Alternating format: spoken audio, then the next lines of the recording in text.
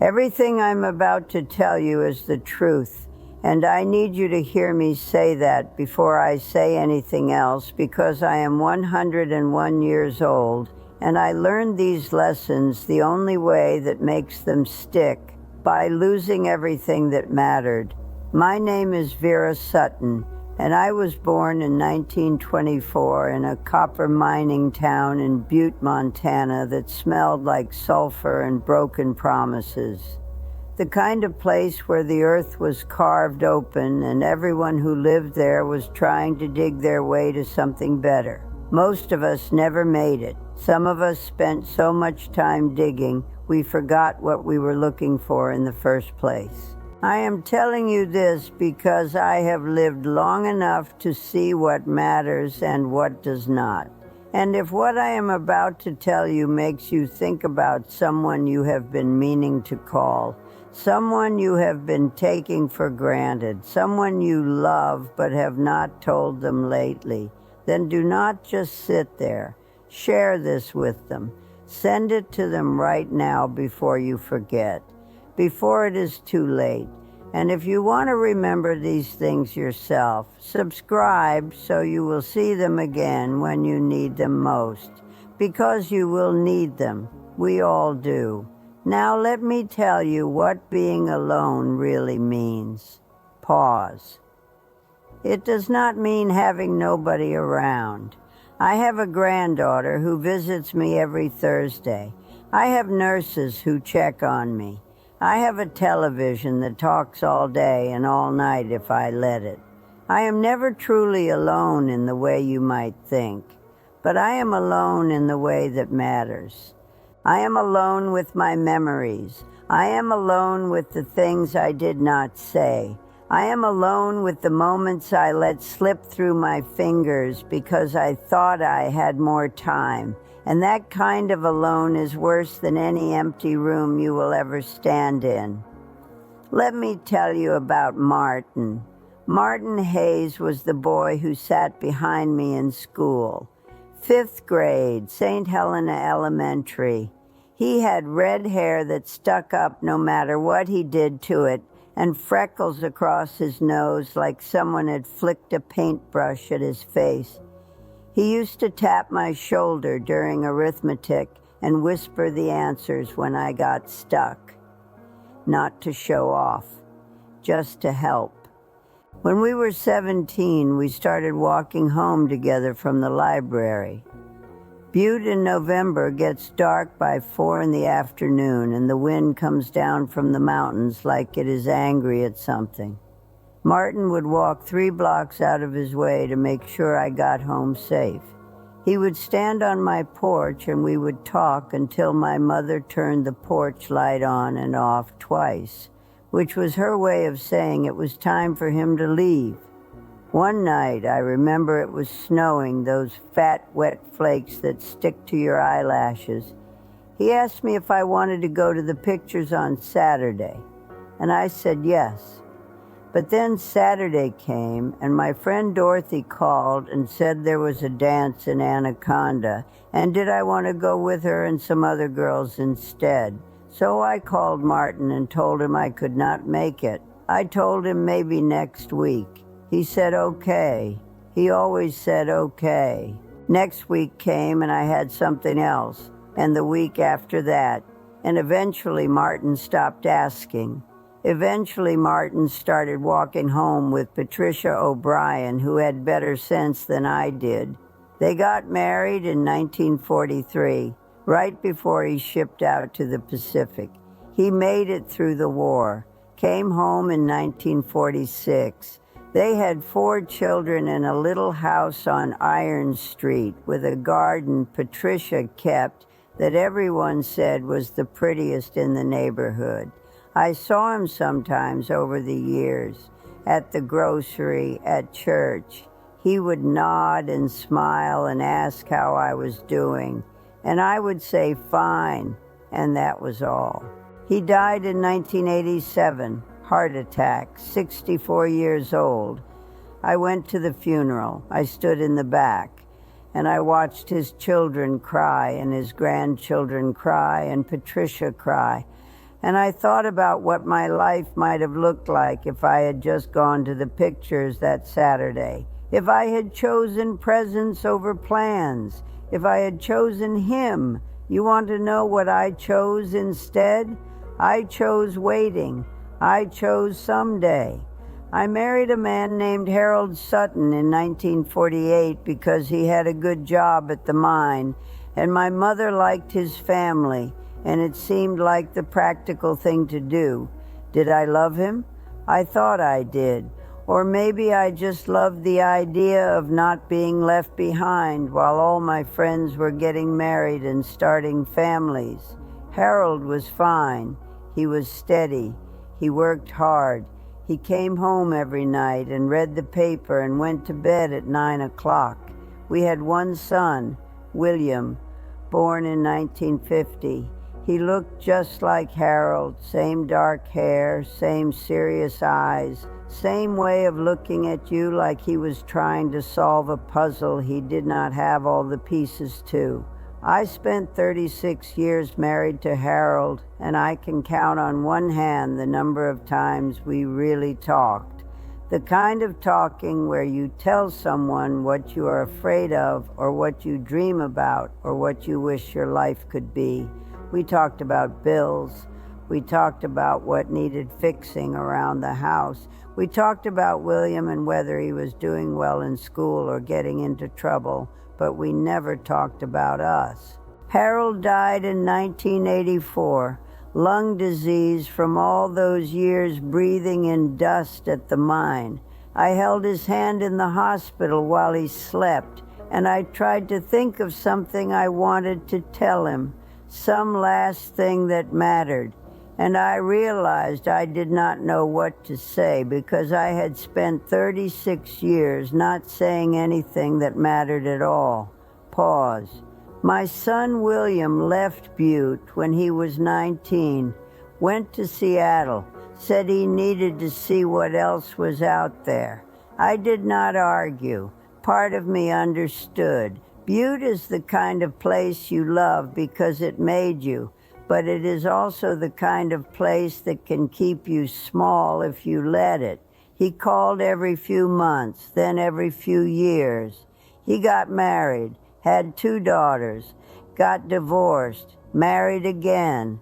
I met his children 3 times in their entire childhood.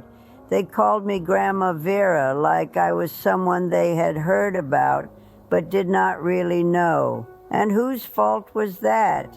I could blame William for not coming home more. I could blame his ex-wife for making things difficult. I could blame the distance and the expense and 100 other things. But the truth is, I never asked him to come. I never told him I missed him. I never got on a bus and went to see him. I told myself I did not want to be a burden. I told myself he was busy with his own life. I told myself it was fine. It was not fine. Nothing about it was fine. Do you know what it is like to realize you let your only child slip away because you were too proud or too scared or too stubborn to reach out? Do you know what it is like to sit in a house that used to hold a family and realize the silence is your own fault? The years stacked up like firewood, one after another. I kept the house clean. I went to church. I played bridge with the same 3 women every Tuesday until they died, one by one, and there was nobody left to play with. I watched Butte empty out. The mines closed. The young people left. The buildings crumbled. And I stayed because I did not know where else to go. William called me on my 80th birthday. We talked for maybe 10 minutes. He asked if I needed anything. I said no. He said he would try to visit soon. I said that would be nice. We both knew it was a lie. After we hung up, I sat at my kitchen table and I cried for the first time in years. Not because I was sad, because I was angry. Angry at myself for wasting so much time. angry at all the words I never said, angry at the life I could have had if I had just been brave enough to live it. Here is what I learned too late. You cannot wait for the right time to tell someone you love them. There is no right time. There is only now, and now does not last as long as you think it does. One morning in 2006, I woke up and my hands would not stop shaking. I tried to make coffee and spilled it all over the counter. I tried to button my shirt and could not get my fingers to work. I called my doctor and he sent me to a neurologist in Missoula, and after a bunch of tests, they told me I had Parkinson's disease. I was 82 years old, and I was terrified, not of the disease, of dying alone with all these things still unsaid. So I did something I should have done 50 years earlier. I picked up the phone and I called William, and when he answered, I said, "I need to tell you something." He said, "What is wrong? Are you okay?" And I said, "No, I am not okay. I have not been okay for a long time, and I need you to know that I am sorry.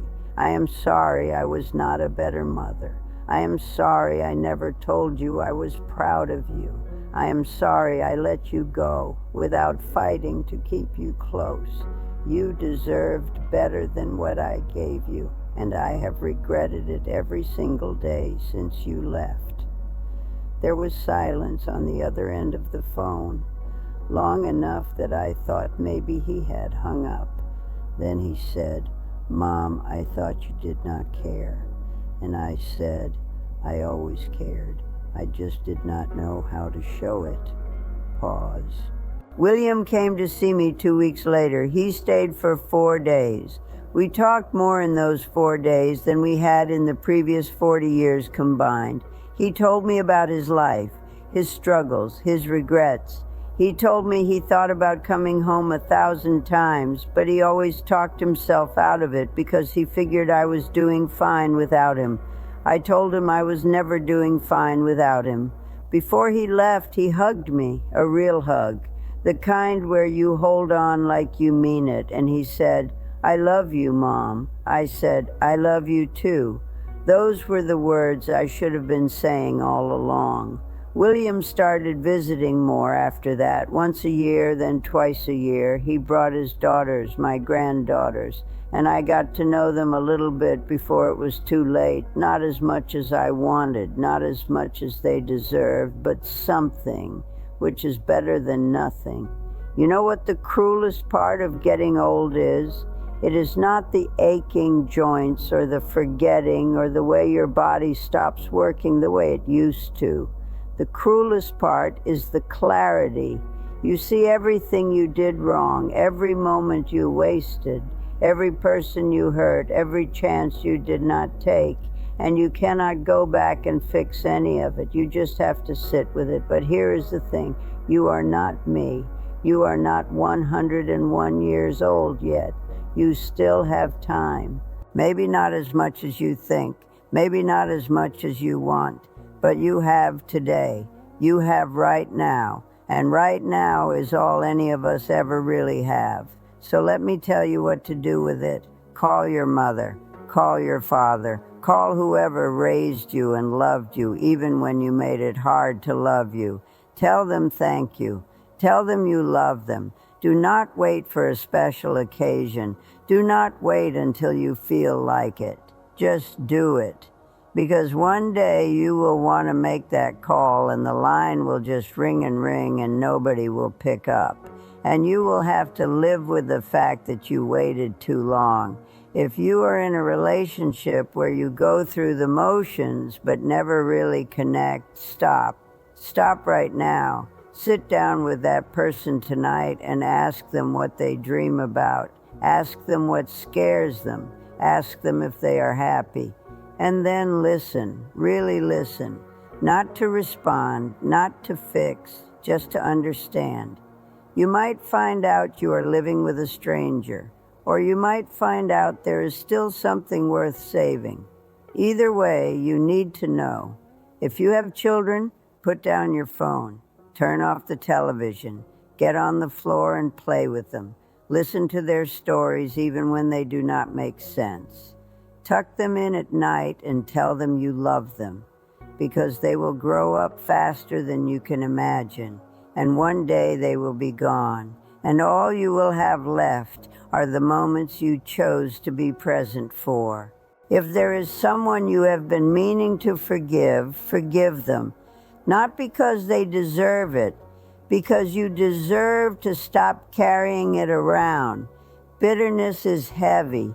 It will crush you if you hold on to it long enough.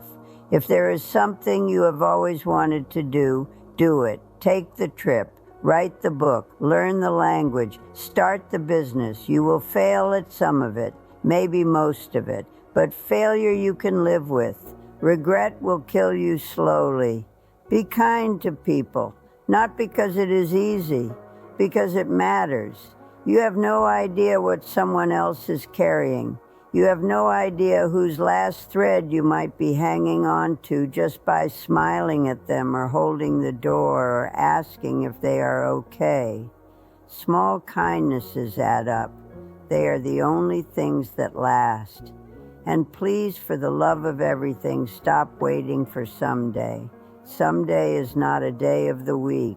Someday is what you tell yourself when you are too scared to do something now. Someday is the lie we use to make ourselves feel better about wasting today.